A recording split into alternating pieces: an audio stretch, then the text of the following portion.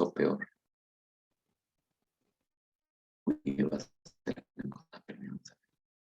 Ahí está. Muy bien. Entonces, el día de hoy, la noche de hoy, más bien, dentro de lo que vamos a hablar, está lo que se denomina el siglo oscuro y reforma. Tendrá una consecuencia. Y en el fondo, ustedes pueden ver el castillo de Aviñón, que va a ser el lugar donde los papas se trasladarán cuando suceda lo que se va a denominar los sucesos de Agnani en Italia. Lo que va a suceder ahí es que habrá un intento de atentado contra el Papa. Eso lo obligará a irse huyendo bajo la protección de Francia a Aviñón.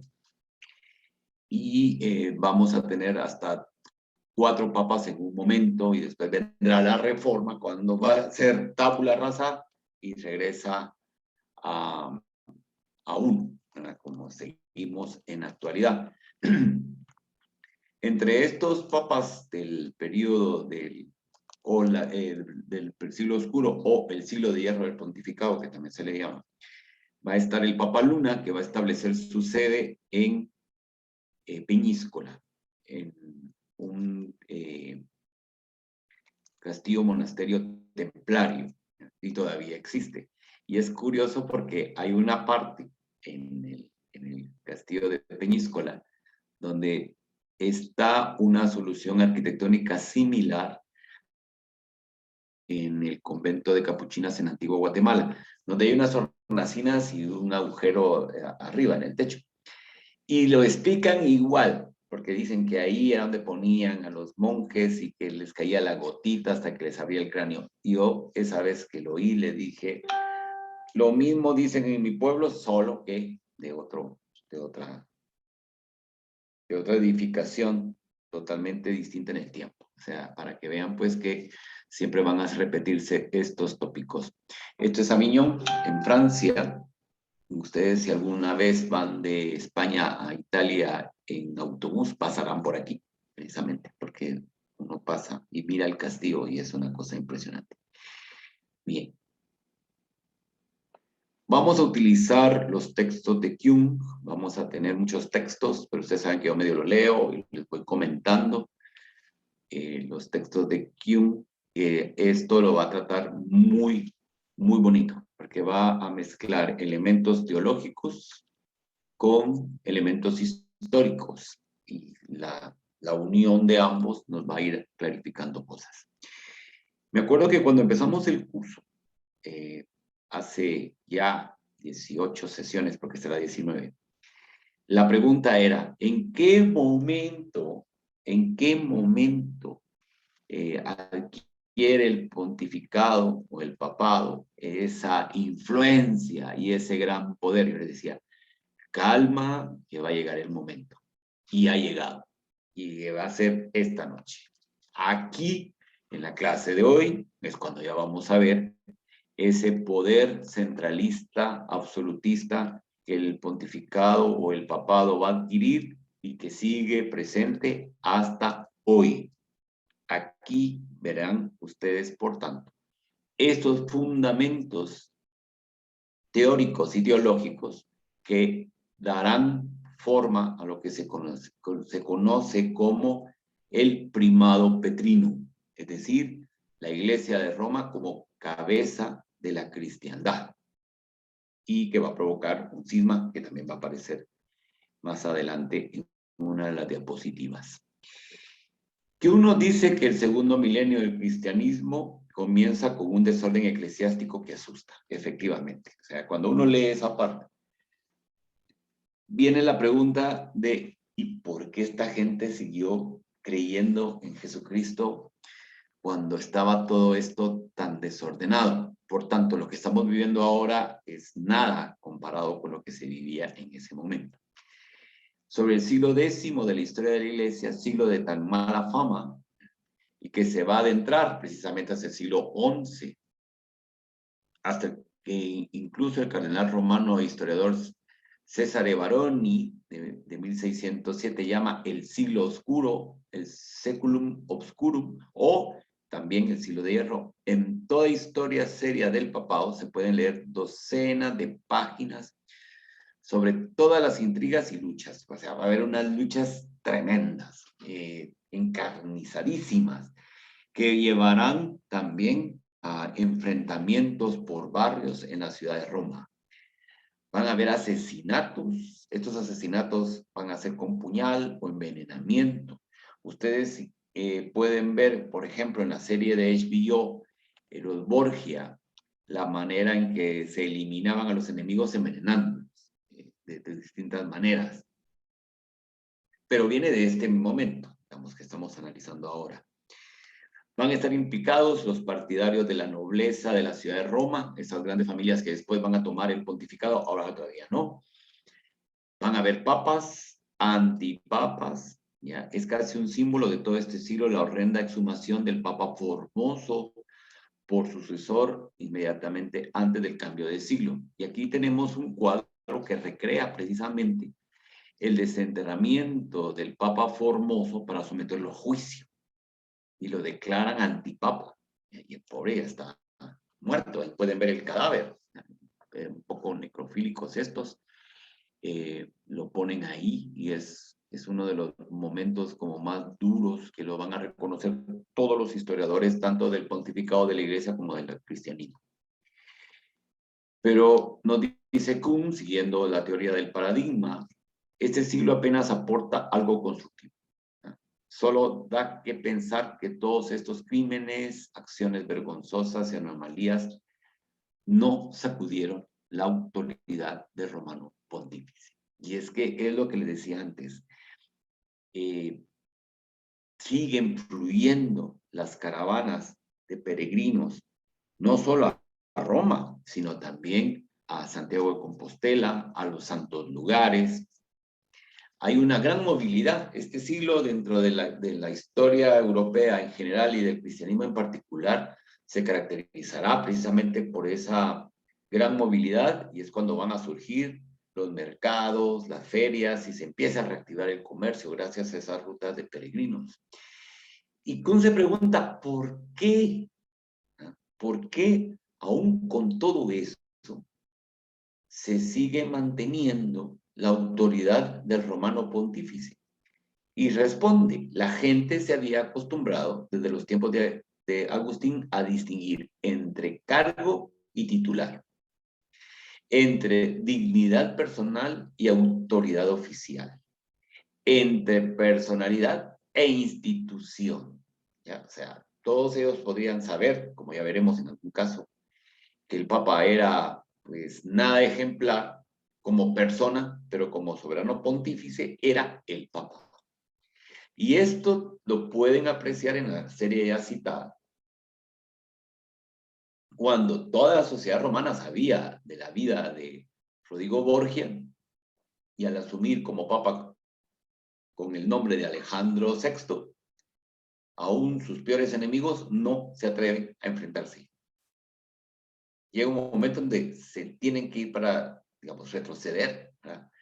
Tal vez no retractarse, retroceder, porque están ante la figura del Papa. Valía lo objetivo, no lo subjetivo, que es otro punto. Lo objetivo es que él es el sucesor de Pedro, el vicario de Cristo. Lo subjetivo es su conducta, que eso es pasajero. Lo importante es que la institución continúe. Por eso nos dice, ni siquiera la gran depravación moral de algunos papas pudo hacer tambalear al papado como institución. No la hizo tambalear. Y de hecho, en el futuro, después de esto, es decir, lo que sucede después, vamos a encontrar unas grandes crisis y ni así, ni así. Y ahí está la prueba que en la actualidad prácticamente los poderes que posee el Papa siguen siendo los mismos.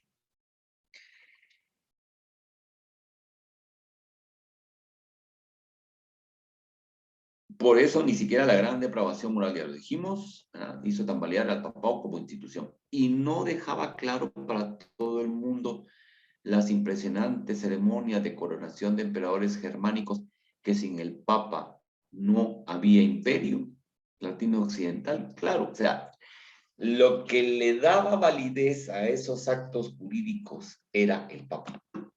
Si no estaba, entonces se tambaleaba todo el sistema. Dicho en términos nuestros, mal con él, peor sin él. ¿Ya?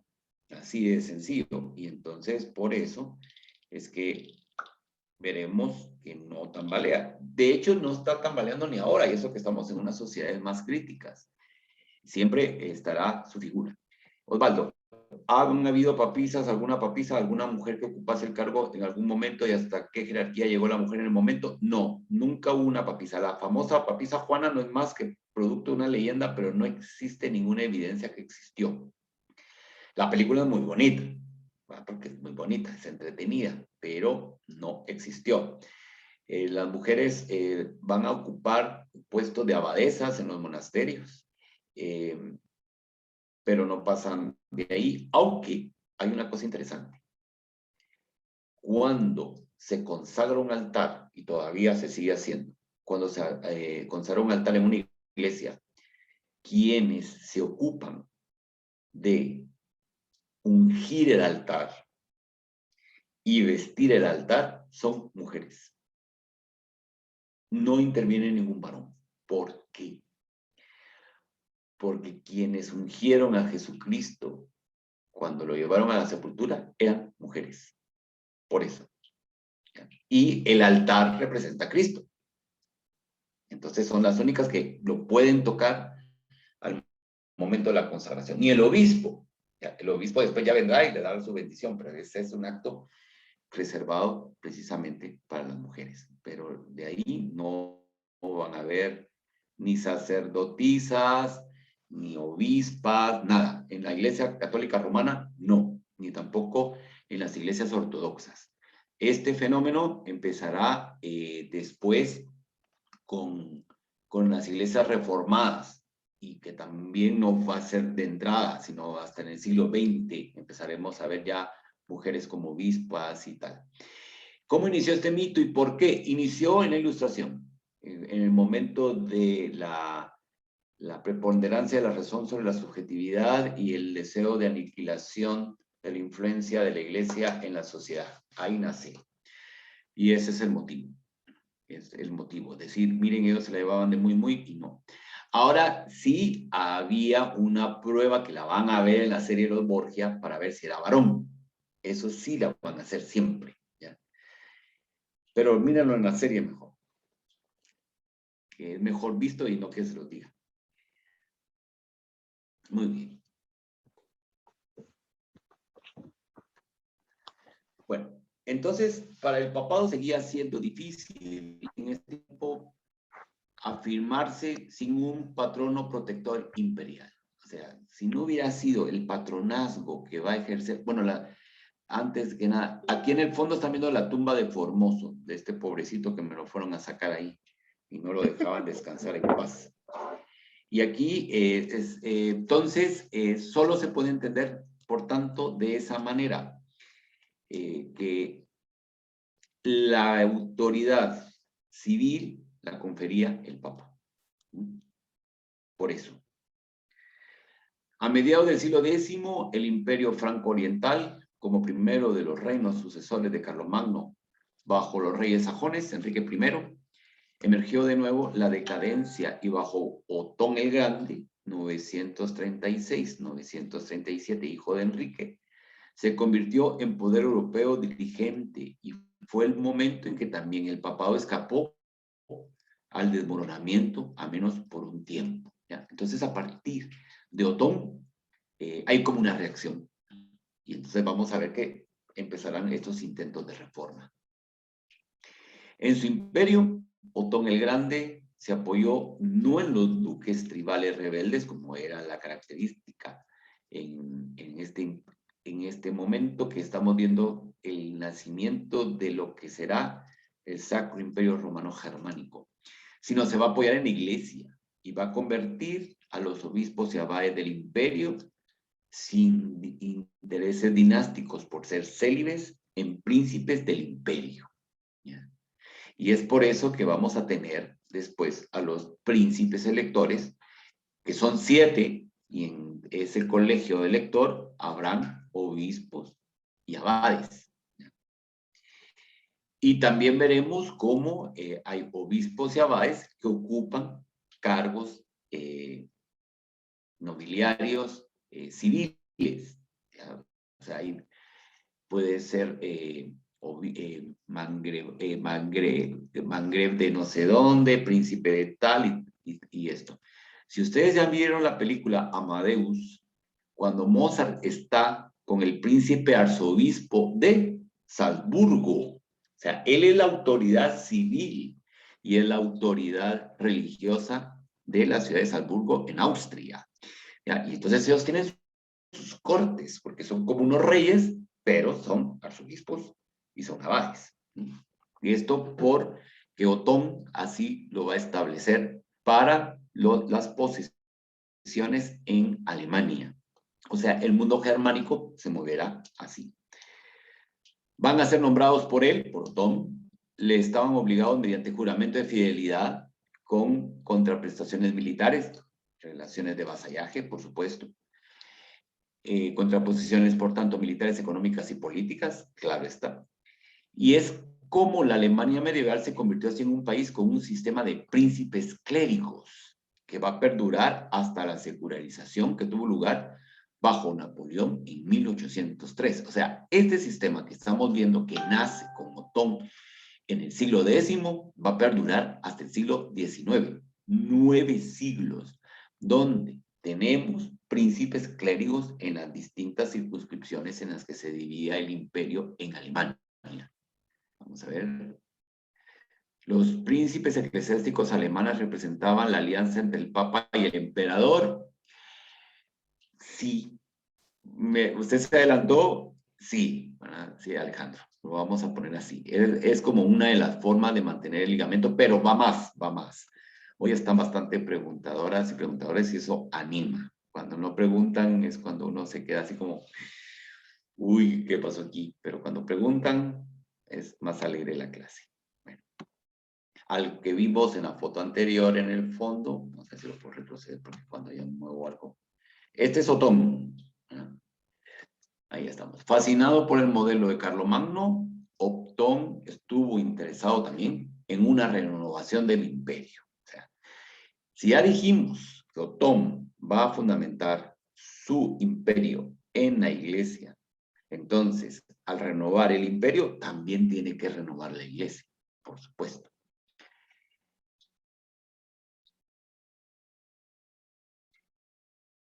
Sin sospechar que hipotecaría con ello al reino alemán, ¿ya? Porque va a unir prácticamente al imperio, a la iglesia y sobre todo a Alemania con la iglesia, y que va a ser una de las consecuencias de esto, va a ser la reforma luterana, precisamente.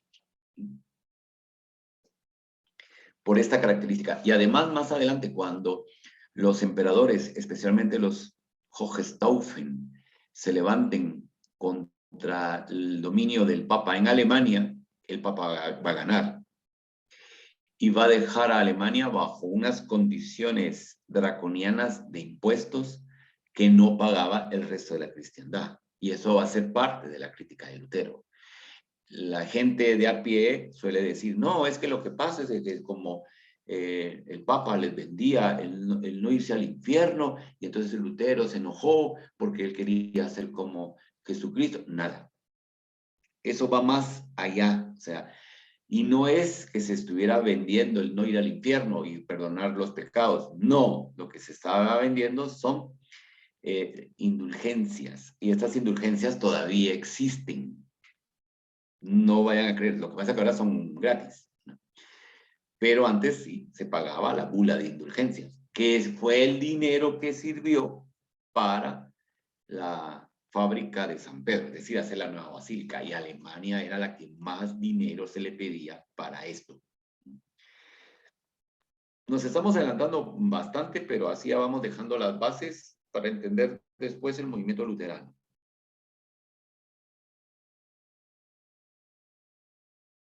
sonó su hora histórica cuando Otón, entonces el soberano más poderoso de Europa, fue llamado por el Papa Juan XII para que le ayudara contra un autonombrado rey de Italia, Berengario, y contra el ejército bizantino que avanzaba desde el sur de Italia. Aquí viene otro gran asunto. Resulta que después, dentro de esto, de lo que estamos viendo, estos juegos, aparecerá un título que confiere el Papa, que es Rey de Romanos, que lo va a poseer el emperador. Por ejemplo, cuando el sur de Italia pase a ser dominio de Aragón, Juan II de Aragón va a nombrar a su hijo Fernando rey de Romanos. ¿Ya? Y ustedes dirán, pero si esto pertenece a los alemanes, ¿por qué paro ahí? Eso ya va a ser otro lío, pero no lo vamos a meter. Solo se los digo que pasaba.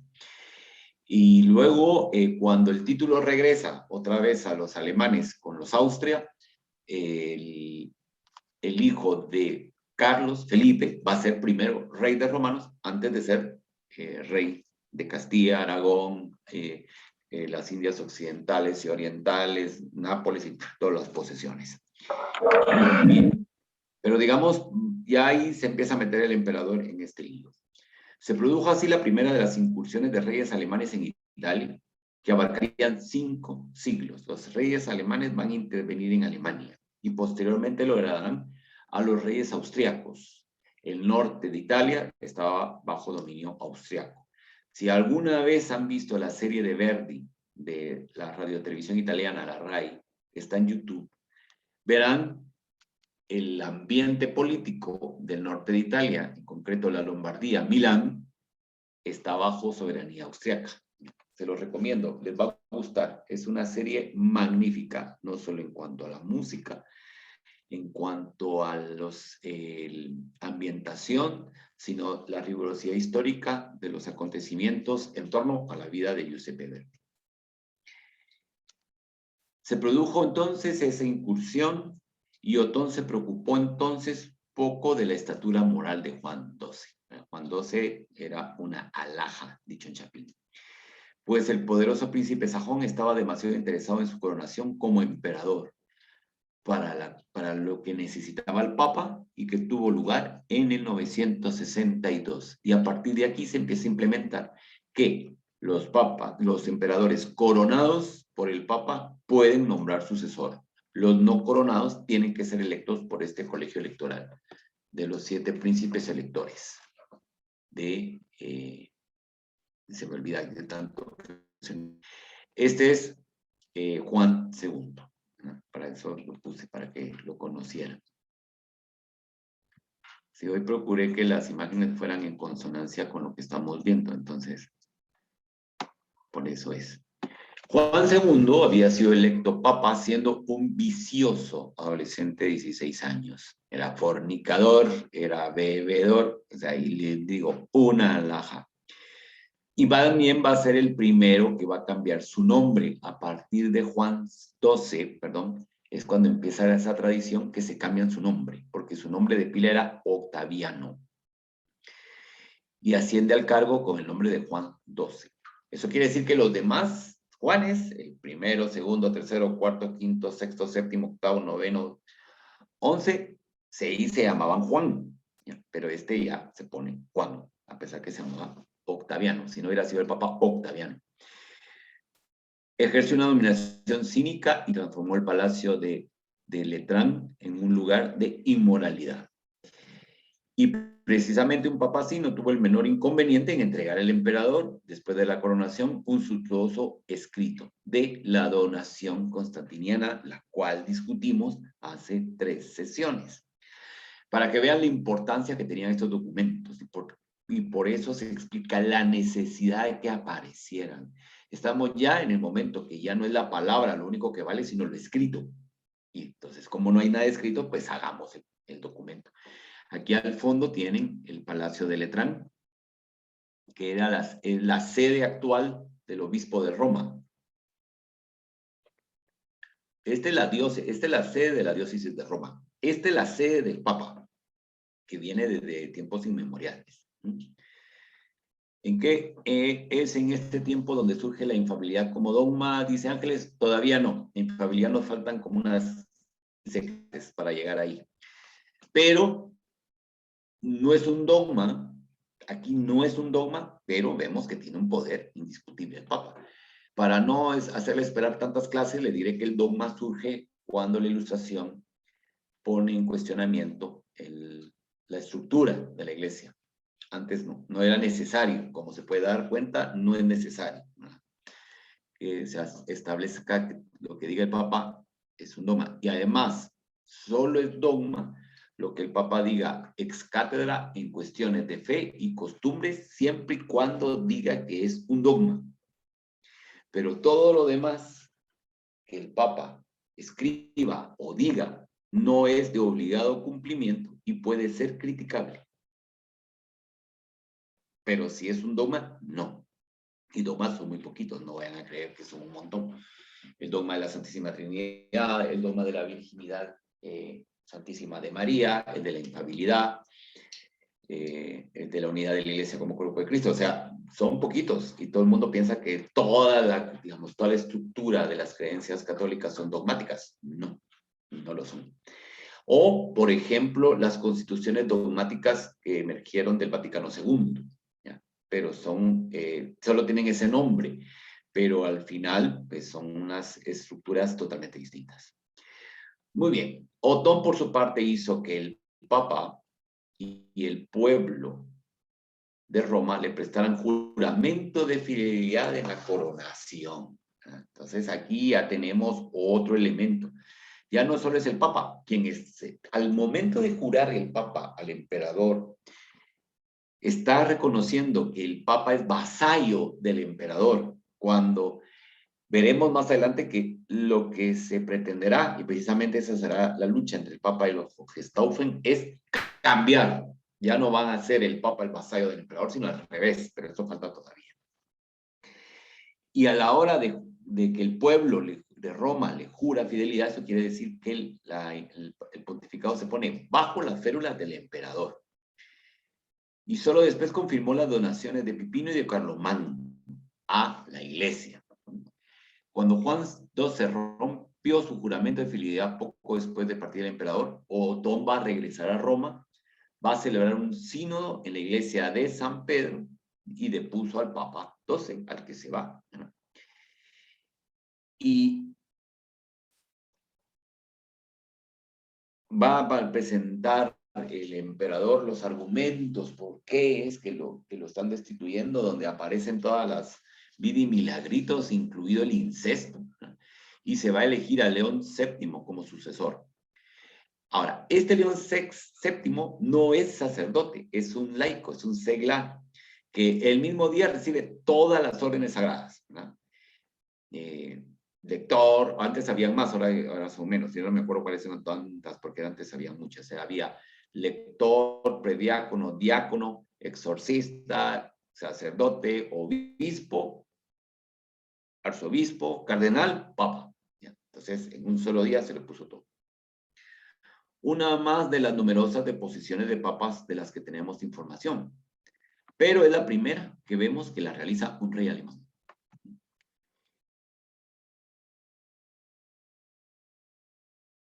Porque, muy bien, Elizabeth dice, me perdí. Si el Papa nombraba emperadores, ¿por qué en ese momento estaba debajo del emperador? Porque una vez que Otón logra su objetivo, que el Papa lo corone, después obliga al Papa y a la ciudad de Roma, al pueblo de Roma, a que le juren fidelidad, para que así, ya él como emperador, confirmar las donaciones de tierras y de establecimientos que habían hecho Pipino y Carlomagno al Papa.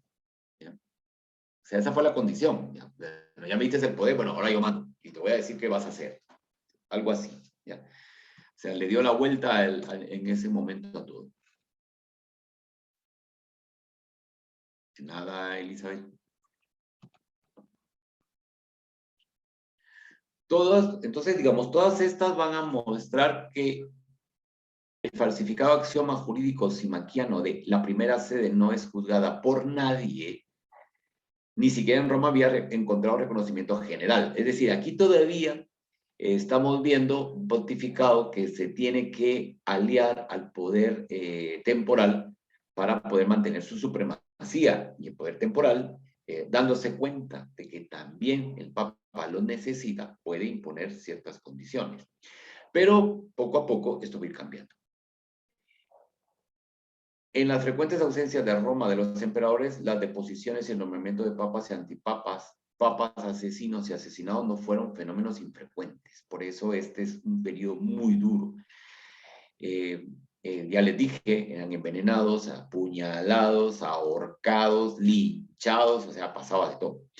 Y también hubo papas que los tuvieron que salvar tropas porque el pueblo de Roma se oponía.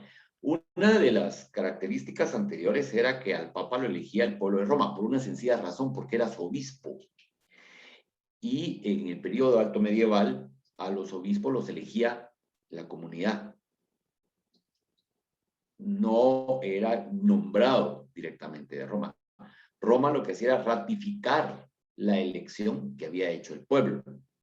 Pero aquí ya estamos viendo que eso cambia. Ya estamos empezando a ver que está el emperador.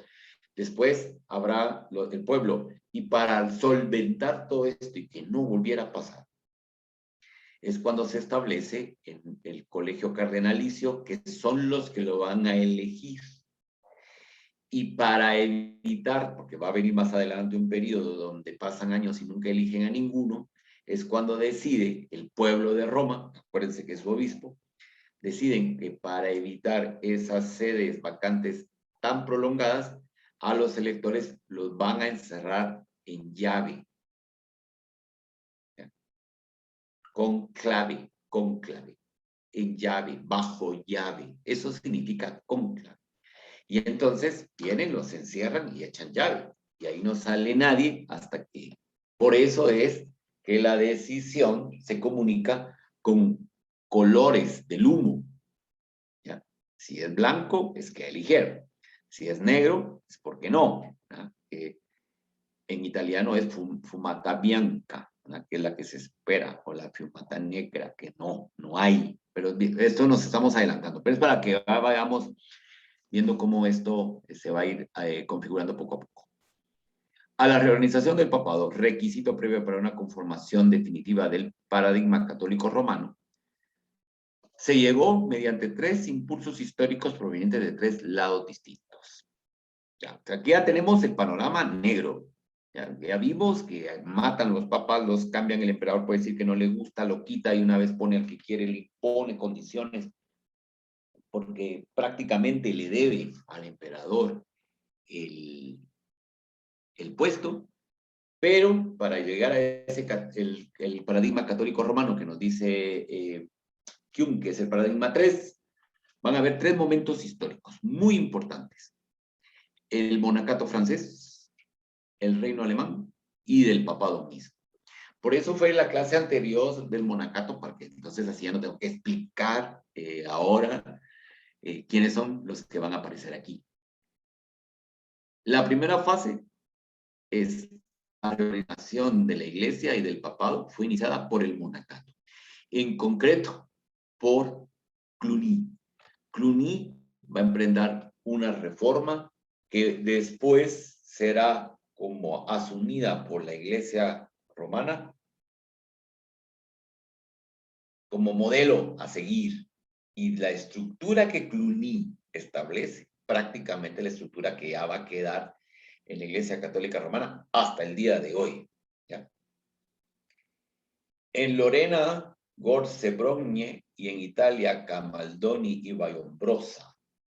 En especial el monasterio Borgoñón de Cluny, que en el fondo pueden ver ustedes el mapa de Francia y donde está ubicado, por supuesto en la Borgoña, que va a ser fundado, como lo vimos en la clase anterior, en el 910. Se va a convertir en la cuna de una reforma monástica de orientación romana. Es decir, ya no va a estar enfocada en los principios orientales, como se acuerdan que vimos en la clase anterior del surgimiento del monacato, sino ya ve a Roma como el modelo a seguir y a reformar.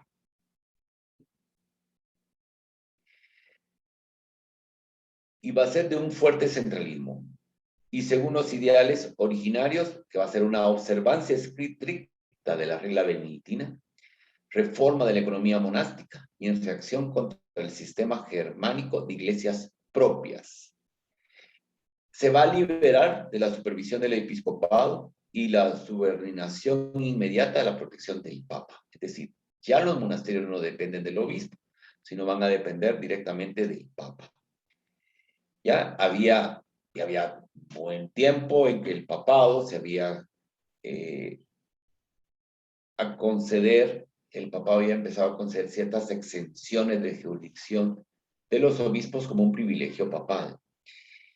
Este tema, que podrá ser hasta aburrido, es interesante. ¿Por qué? Porque en estos privilegios de exención papal que ya estaban desde antes, desde el siglo VII, VIII, y que aquí ya se están conformando como un procedimiento jurídico, es lo que nos explica el por qué en el siglo XIV a los reyes católicos se les concede una exención, es decir, que ellos puedan nombrar obispos primero en Canarias y en el siglo XV en América. ¿Ya?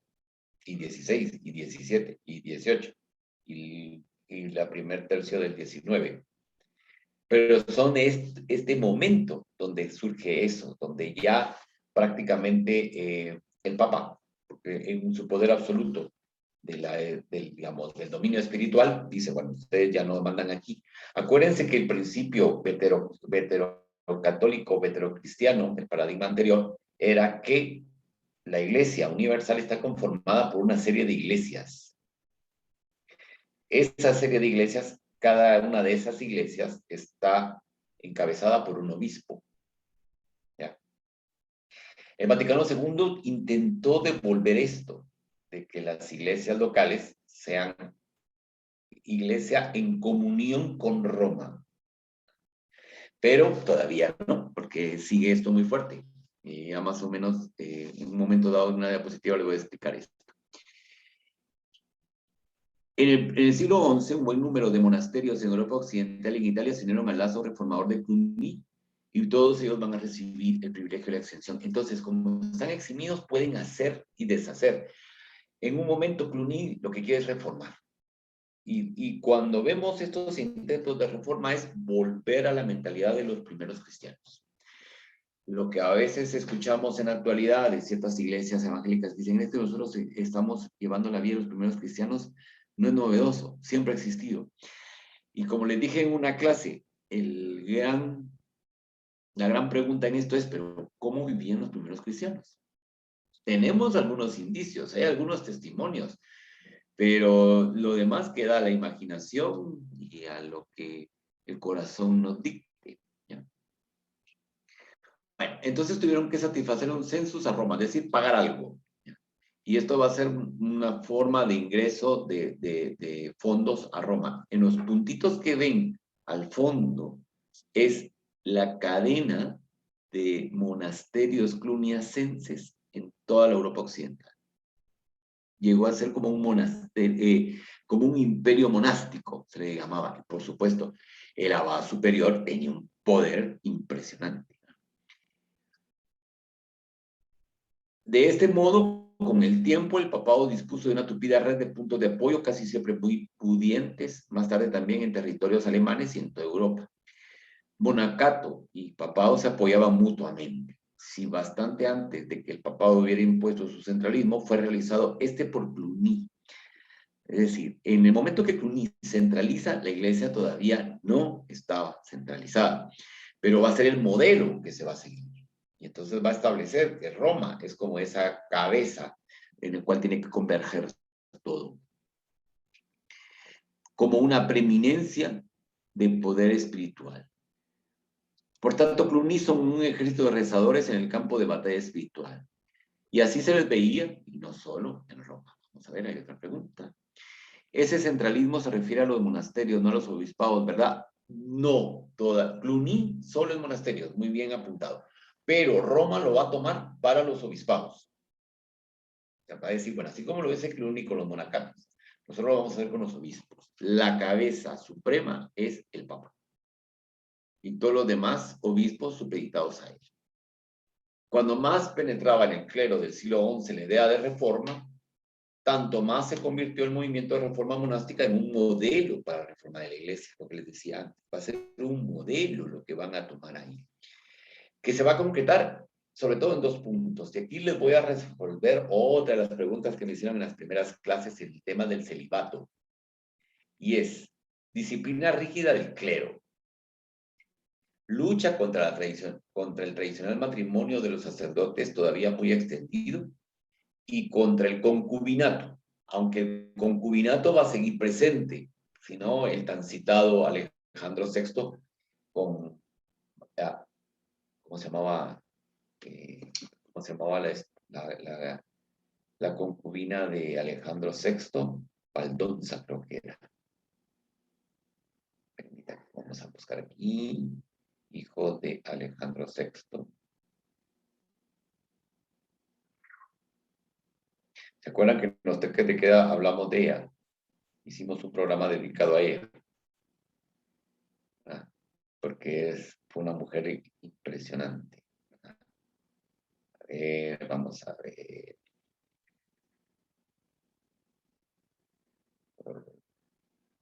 Padres, hijos.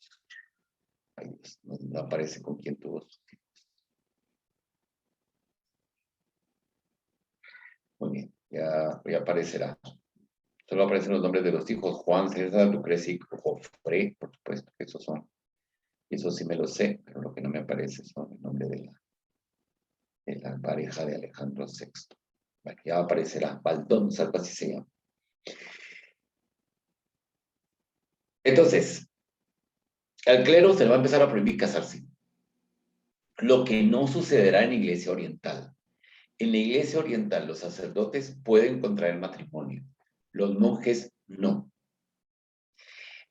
Y la jerarquía de las iglesias autocéfalas ortodoxas son ocupadas por monjes, que son célibes, pero los sacerdotes no llegan a ser eparcas, que en Oriente se llama, la diócesis es una eparquía.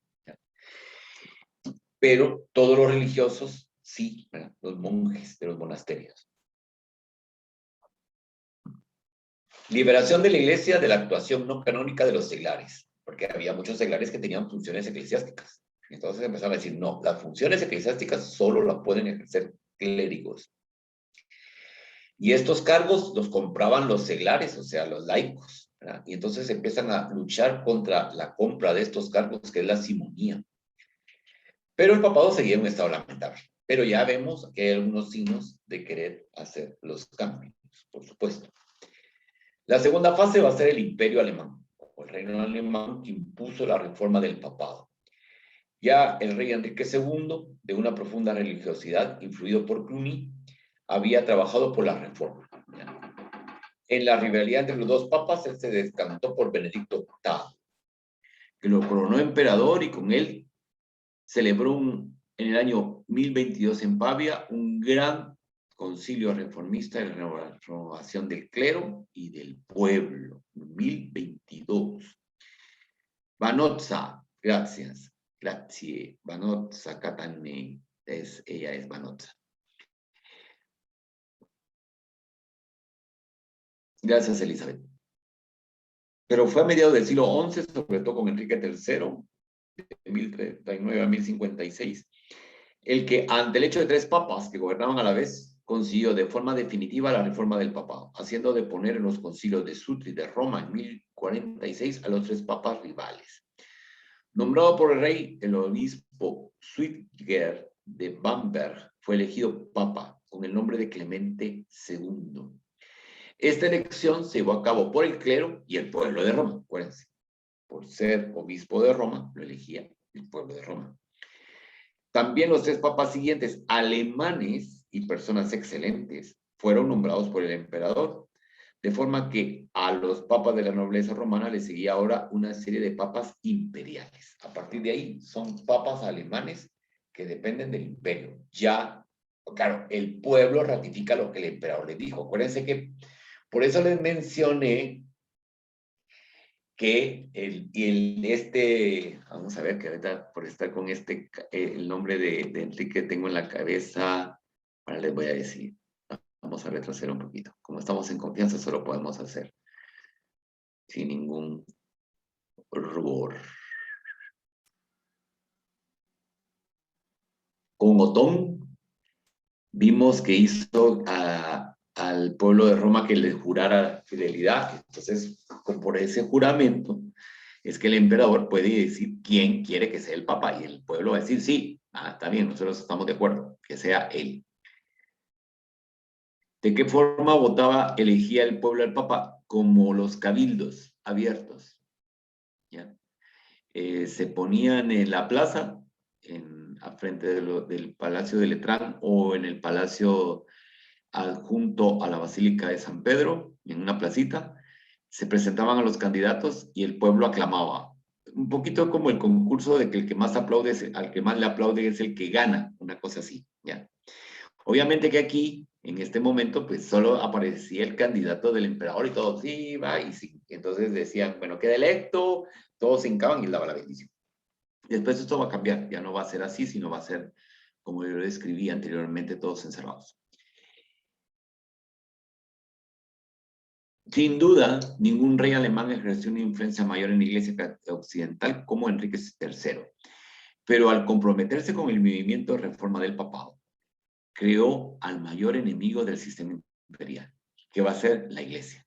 Como ya les adelanté, con los Hohenstaufen, es cuando ya prácticamente el papado va a doblegar al imperio. O sea, ahí ya estaban sembrando las semillas de lo que vendría posteriormente. Bueno, la tercera fase va a ser la reforma del papado, que va a ser, perdón, es que esta barra, ay no, ¿qué hice? Ay, es que eso es lo que no quería hacer. Vamos a ver otra vez. Ah, no. Perdón, ya está aquí. No sé si pueden ver la, ay, perdón, permítanme. ¿Qué hice? Ay, no. Permítanme, vamos a ver. Que no se me han ido ustedes, es lo importante. Y a lo demás, ya lo arreglo yo aquí. Ahora, vamos a ver. Ah, sí, dice que ya la están viendo. Ahora es aquí. Va a estar completada por el papado mismo. En efecto, con León IX, a quien están viendo ahí un mosaico, obispo de Toul en Lorena, de Francia, pero es territorio imperial. De 1049 a 1054, pariente de Enrique, la dirección del movimiento de reforma pasó al Papa. ¿Ya? Con ello se creó la base para un incomparable esplendor del papado y de la Iglesia Occidental, a decir verdad. El aparato pontificio, con sus diversos cargos y departamentos, había funcionado también en los tiempos de los papas depravados, en lo moral, y había hecho llegar a todas las regiones de Europa numerosos decretas y responsa, siempre en el mismo eximio latín. ¿Ya? Pero, digamos, la estructura estaba. Lo que era el problema era la cabeza. Pero ya a partir del León IX empieza ya a aparecer ya un movimiento de reforma dentro del mismo pontificado, dentro del mismo papado y de la iglesia occidental, y es cuando se empieza a operar ya esa reforma. Como ven, han habido muchos intentos de reforma, más adelante nos vamos a topar con otras porque esto va a ser efímero, después vuelven a las andadas. Tampoco podía ingresar territorio recién misionado alguno, y se trataba entonces no solo de Bohemia y Moravia, sino también de Escandinavia e incluso de Islandia y Groenlandia, en la organización de la iglesia, la organización eclesiástica de la iglesia occidental sin la aprobación romana. O sea, todas esas misiones que vamos a ver en la región de la Escandinavia van a estar dirigidas desde Roma. Antes no, antes eran misioneros que iban, mandaban noticias, el Papa lo bendecía y entonces ya se incorporaba. A partir de aquí ya no. Eso va a ser también importante para entender el por qué en las regiones antes señaladas, y es increíble, tanto en Bohemia, Moravia, Escandinavia, Islandia y Groenlandia, es donde el luteranismo va a triunfar. por las condiciones de sujeción a la que estaban ante la sede de Roma. Las otras no, porque las otras sedes surgen antes del empoderamiento del Papa a esos niveles. Pero estas se van a crear dentro de ese poder absolutista, ¿ya? Y por eso tienen otras condiciones y pagan de otra manera. Y resulta que estaba el derecho de ínsula. Y entonces esos territorios sí eran del Papa, y ahí ya no podía entrar el emperador. Las islas no entraban dentro de la donación constantiniana. Entonces, eso era del Papa plenamente, ¿ya? El Orenés León IX no solo reformó el clero de la ciudad de Roma en su breve y activo pontificado de 5 años, sino que promovió de forma decisiva la reforma también mediante la inclusión de sínodos periódicos, ¿ya? Entonces, los sínodos van a hacer que se reúnan los obispos de ciertas circunscripciones y se vayan examinando las cosas. Más aún, mediante sus viajes por Italia, así como a Francia y Alemania, hizo presente con eficacia en reuniones del clero y en sínodos al sucesor vivo de Pedro. Él llegó y le decía, bueno, miren, aquí estoy y tal. Luchó por doquier contra la simonía y el matrimonio de los sacerdotes. Como ven, le entraron con fuerza ese tema. Vigorizó y robusteció el gobierno central pontificio, convirtiendo a los cardenales en origen los representantes principales de Cardo, que eso significa quicio, de la iglesia de la ciudad de Roma, en una especie de senado papal y nombrado para este gremio también al de estudiantes partidarios de la reforma oriundos de países situados más acá de los Alpes. Entre ellos el lorenés Humberto, ahora cardenal obispo de Silva Cándida, erudito y astuto teórico de la reforma eclesiástica pontificia. Luego Federico de Lorena, canciller de la Iglesia Romana, finalmente el camaldulense Pedro Damiani y al principio, en posición subordinada, Hildebrando. Solo de ese modo podía convertirse para Europa el papado en una institución representativa y, en asuntos delicados, aseguró pronto mediante legados, representantes personales del Papa, una intervención inmediata en toda Europa. Había un problema, mandaban el legado pontificio y lo que él dijera, que eran las órdenes del Papa, se cumplían. En este gran párrafo hay muchísimas cosas que todavía están presentes. Tenemos a los cardenales, que son en su origen, vamos a ver, es que con el caos que tuve desapareció el láser, aquí está. Los representantes principales de las iglesias de las ciudades de Roma se van a convertir en lo que hoy conocemos la curia romana, es decir, los cardenales conforman la curia. ¿Qué es la curia? El aparato administrativo que estamos viendo nacer aquí, ¿ya?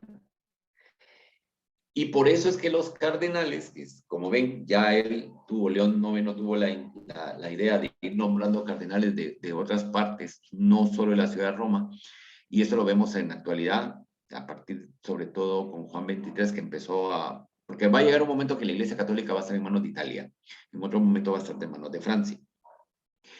Aquí estamos viendo lo que está en manos de Alemania. Bueno, entonces,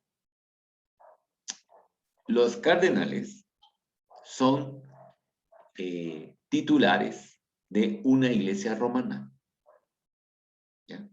En el orden de los presbíteros o en el orden de los diáconos, ¿ya? Entonces, el cardenal de aquí de Guatemala, que ahorita afortunadamente se me olvidó el nombre de este señor, porque ahora me cae muy mal, él es titular de una iglesia en la ciudad de Roma, ¿ya? Y algunos de ellos van a tener titularidades de obispados en tierra de infieles, que es la famosa diócesis de sedes impartibus. Ahora tienen otro nombre. El Vaticano II borró los nombres latinos y ahora le pusieron nombres distintos. No, Gonzalo de Villa es el arzobispo. Es el cardenal obispo de San Marcos, Ramazzini, Álvaro Ramazzini. Bien. Entonces, el Álvaro Ramazzini tiene una iglesia que es titular en Roma. Entonces, cuando llega a Roma, va ahí, va a oficiar su misa ahí. Esa es su responsabilidad. Y todo bien, se está cocinando aquí y todavía sigue presente.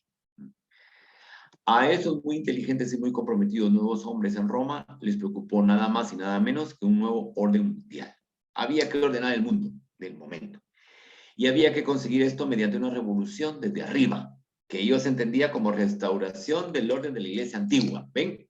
Regresar a los orígenes.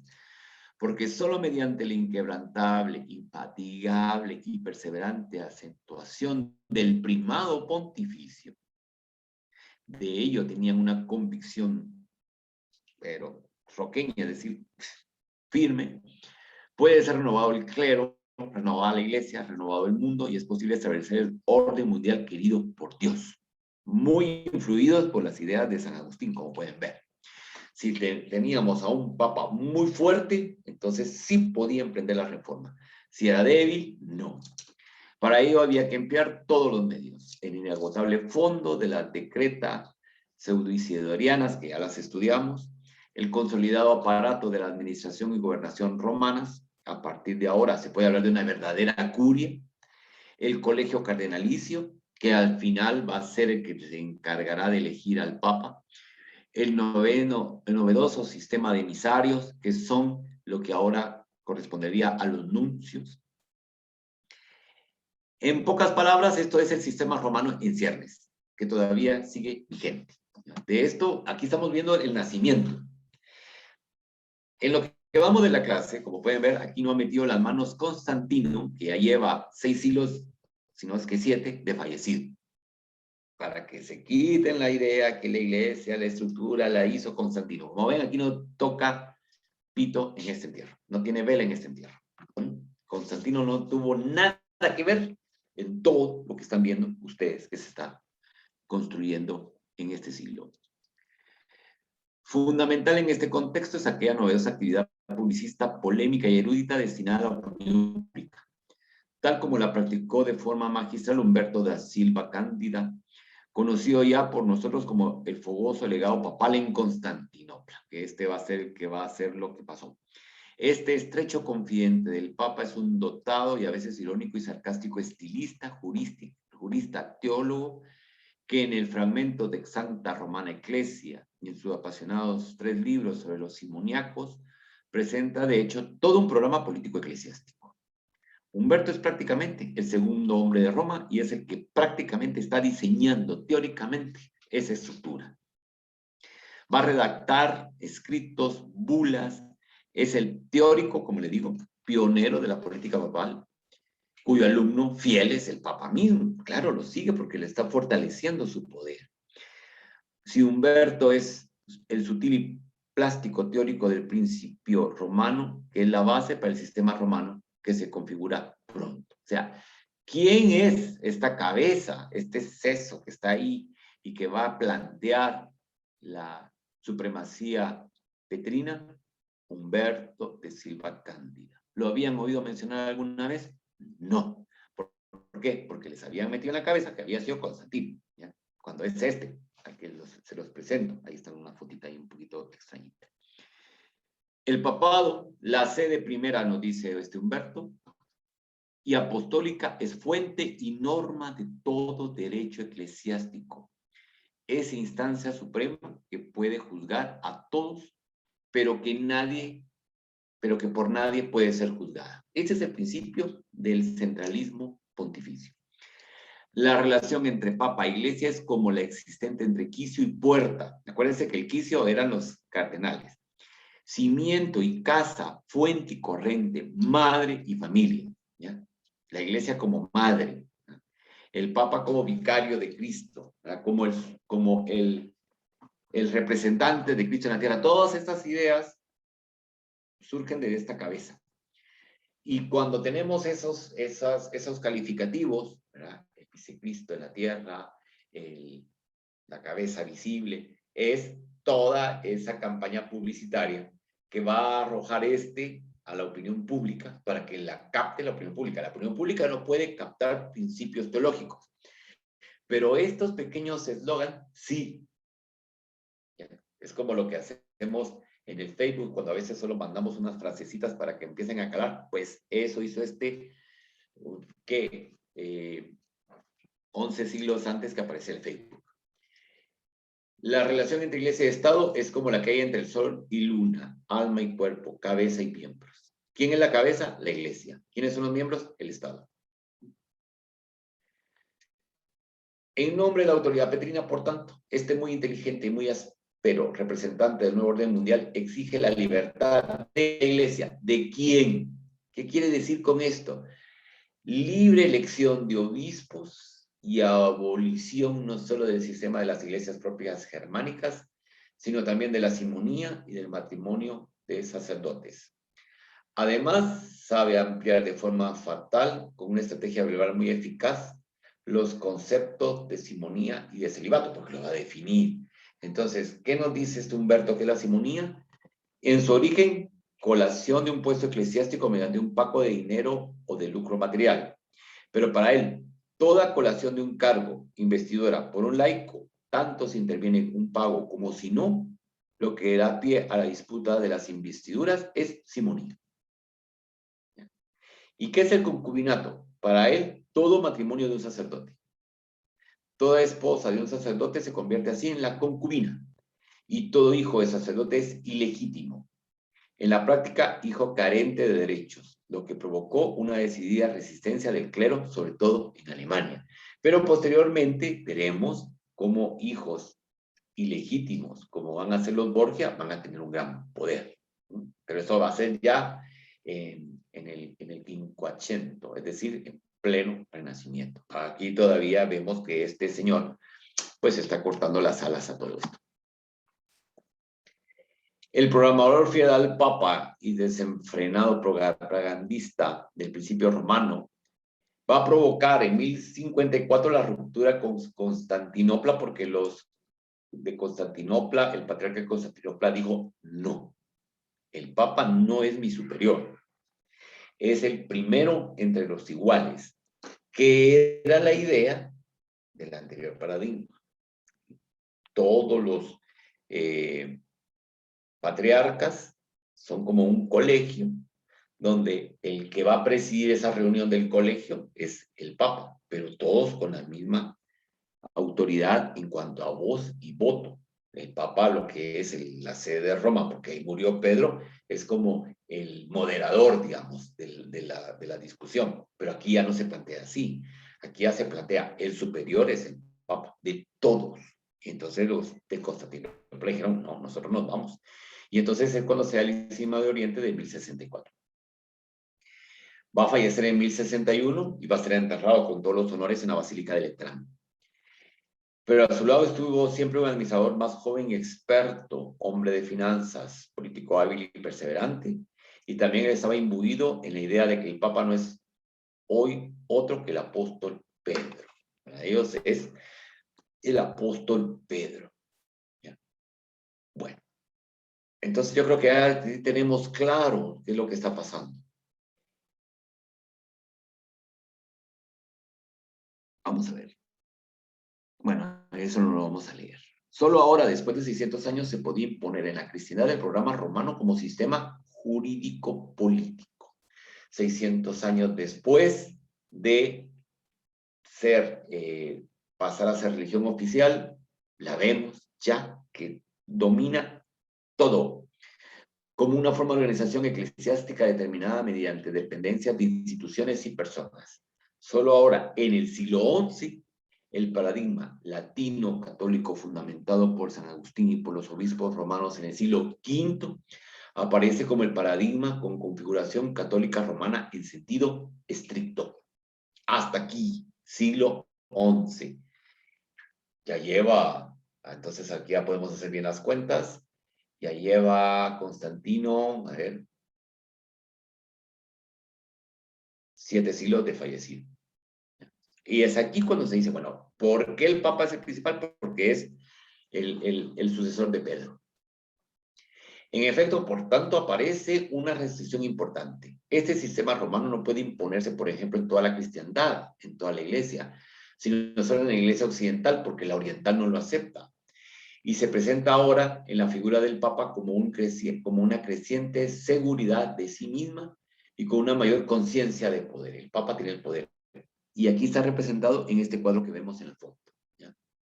que esto corresponde al Renacimiento, pero la base ideológica que da origen al cuadro que tienen al fondo es todo lo que estamos ahora analizando.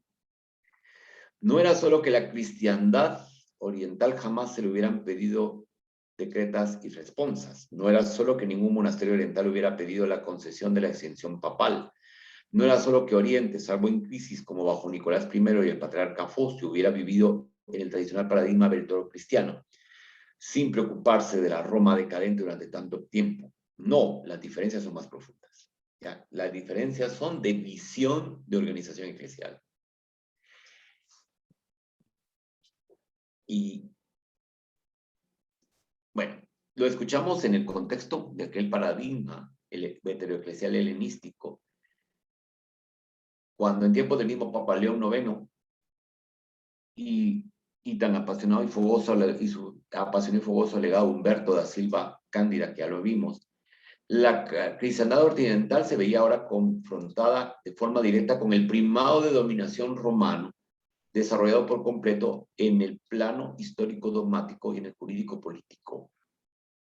Este lo rechazó, como era de esperar, y cuando Humberto pronunció en 1054 en nombre del Papa la excomunión contra el Celulario y los suyos, preparada ya con antelación, provocó de inmediato la contraexcomunión bizantina, a la que se unieron luego también los otros principados orientales, Bulgaria, Serbia y Rusia. Resultado, con la ruptura ahora abierta y nunca sanada de verdad entre la Iglesia de Oriente y la de Occidente, simplemente se hacía ahora público lo que se había ido configurando desde hacía tiempo en un dilatado y muy complejo proceso de distanciamiento. Proceso que empieza en el momento en que se funda Constantinopla y se establece un patriarcado ahí. El nuevo paradigma católico romano manifestaba con claridad su incompatibilidad con el paradigma heteroeclesial helenista. El incremento del papado romano se hizo a costa de las estructuras sinodales episcopales de la Iglesia antigua, que en Occidente se destruyeron en su mayoría. Bueno, les quiero decir que estas excomuniones ya se levantaron en tiempos de Juan Pablo II, con motivo del bimilenario de la iglesia, de la iglesia cristiana. Y entonces cuando el Papa emprende aquel viaje a Oriente y pues se levanta. Y de hecho la relación entre la sede de Roma y la sede de Constantinopla, que se llama el Fanar, es muy frecuente. Ni modo, pobrecito el patriarca de Constantinopla, él está ahí prácticamente encerrado en medio de una ciudad, aparte que es inmensa, Estambul, eminentemente musulmana. Entonces, para él estar asociado al Papa, pues le da pues, la posibilidad de aparecer por en Occidente y no digamos en el mundo musulmán, ¿verdad? Porque vive ahí. Pero en aquel momento no, porque tenían los dos poder. Y lo que dice al final es muy interesante. Cuando nos habla de que el incremento del primado romano se hizo a costa de las estructuras sinodales episcopales de las iglesias antiguas, que en Occidente se destruyen en su mayoría. Efectivamente, y es lo que ahora está haciendo el Papa actual de querer, que lo vaya a hacer saber, restablecer estas estructuras sinodales episcopales, pero yo no le veo futuro. Porque para eso tienen que desmontar todo lo que estamos viendo que se está construyendo. Y mientras sigamos en la estructura eclesiástica romana, que el Papa es la cabeza, y con una estructura eminentemente vertical, esto no entra. Muy distinto, ya lo veremos cuando analicemos las iglesias orientales, donde ahí sí es horizontal, donde se vive la colegialidad. Y con esto terminamos, que nos pasamos 15 minutos, y muchas gracias por su paciencia de haber aguantado pasarnos y sobre todo por su participación tan entusiasta con preguntas tan atinadas como siempre que ustedes suelen formular. Aquí pueden ver una estatua de mármol, perdón, de San Pedro, en el interior de la Basílica de San Pedro, y la tradición de los peregrinos es al llegar aquí, besarle el piecito a San Pedro, y uno apenas se tiene que empinar para llegar aquí a su piecito. Es inmensa esta escultura, es preciosa, por cierto, del Renacimiento. Muy bien, muchísimas gracias. ¿Alguna otra pregunta o intervención? Si no, pues damos por clausurada la clase número 19 y la próxima semana pues ya nos meteremos en otro tema. Ya a partir de ahora nos quedan 4 clases. Si no hay ninguna otra intervención, pues les deseo muy feliz noche, que descansen y nos veremos el próximo miércoles, por favor. Miércoles.